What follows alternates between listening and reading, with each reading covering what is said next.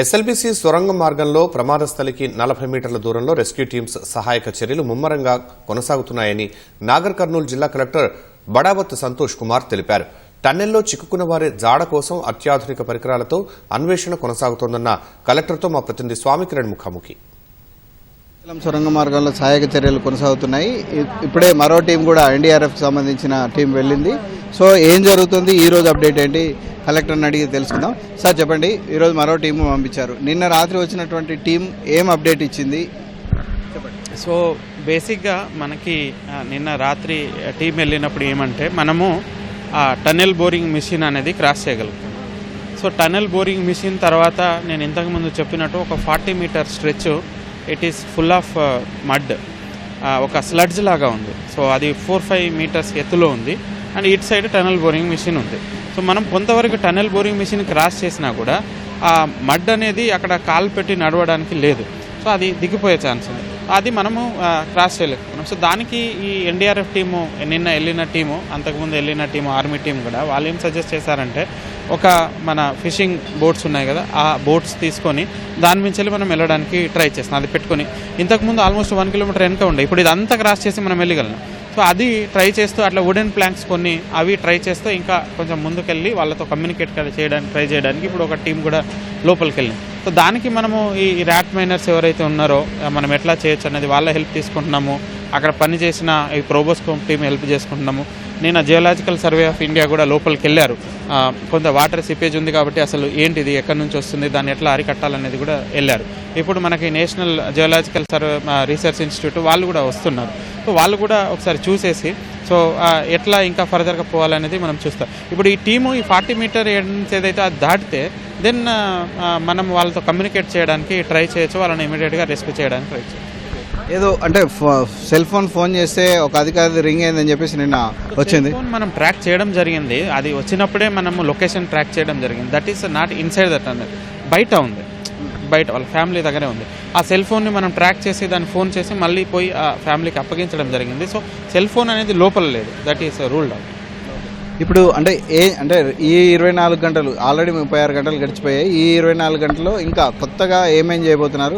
Equipments అదనంగా బయట నుంచి ఏమైనా తెప్పించారా? నేను చెప్పినట్టు ఇంతకుముందు ప్రోబోస్కోప్ ఒకటి తెప్పించాము. డీవాటరింగ్కి వాటర్ ప్లస్ మడ్ కలుపుంటే ఇమీడియట్గా తీసేయడానికి అదొక ఎక్విప్మెంట్ తెప్పించాము. ఎక్స్కవేటర్ మీరు చూసి ఉంటారు, నిన్న ఎక్స్కవేటర్ కూడా మనము పంపించాము అండ్ దాని కండిషన్ కూడా చూసాము. అది ఇమీడియట్గా డీసిల్ట్ చేయడానికి గ్యాస్ కట్టర్స్ అవి కూడా తీసుకొచ్చాము ఒకవేళ దాన్ని కట్ చేయాల్సి వస్తే. సో ఎక్విప్మెంట్ వైజ్ మనము ఫుల్, దానికి అదనంగా మనకి ఎస్డీఆర్ఎఫ్ దగ్గర కూడా అడిషనల్ ఎక్విప్మెంట్. సో ఈ అడిషనల్ ఎక్విప్మెంట్ అంతా కూడా మనము తీసుకొని రెడీగా ఉన్నాం. ఒకటి నేను ఇంతకుముందు చేస్తూ ఆ లాస్ట్ 40 మీటర్ క్రాస్ చేస్తే వాళ్ళని కమ్యూనికేట్ చేసి ఇమీడియట్గా రెస్క్యూ చేయడం అనేది మన ప్రియారిటీ. ఇప్పుడు ఈ టన్నెల్ బోరింగ్ మిషన్ చివరి పార్ట్ ఉంది కదా సార్, ఈ చివరి పార్ట్ని కట్ చేసే తప్ప మనము ఫస్ట్ పార్టీలోకి వెళ్ళలేము అనేది కూడా అభిప్రాయం వ్యక్తం అవుతుంది. దాని మీద ఏమైనా డిస్కస్ జరిగింది? అంటే పెద్ద మిషన్ పోవడానికి కొంచెం కట్ చేయాల్సి ఉంటుంది, బట్ మనము as rescue team can go. They already went, they have crossed tunnel boring machine. So దాని నుంచి క్రాస్ చేశారు. రెస్క్యూ టీమ్కి ఏం ప్రాబ్లం ఉండదు, but everything we have to desilting చేయాలన్నప్పుడు టన్నెల్ బోరింగ్ మిషన్ని కొంచెం డీప్లేస్ చేయాల్సి ఉంటుంది. డెబ్రిస్ రిమూవల్కి సంబంధించి ఏమైనా అబ్స్టాకిల్స్ ఉన్నాయా సార్, తీయొచ్చు కదా? డెబ్రిస్ మనం ఇప్పుడు ఆ డీవాటరింగ్ అదంతా కంటిన్యూస్గా నడుస్తుంది. ఇటు సైడ్ అంతా మనం క్లియర్ చేస్తున్నాం. టన్నెల్ బోరింగ్ మిషన్కి అవతల మనం క్లియర్ చేయాలంటే విత్ ద ఎక్స్కవేటర్, ఈ ఎక్స్కవేటర్ అక్కడ వరకు పోవాల్సి ఉంటుంది. సో ఇప్పుడు దానికి మనం వేఅవుట్ క్లియర్ చేస్తేనే ఫర్దర్గా మనం చేసుకోగలుగుతాం. But with regard to rescue team there is no hindrance, they can. ఈ రోజు ఏమైనా చేరుకునే అవకాశం ఉందని మీరు చెప్తున్నారు, అంటే వాళ్ళు ఏమైనా చెప్పారా? ఖచ్చితంగా కూడా ముందు నుంచి నేను చెప్తున్నా, మనం we're going to positive attitude.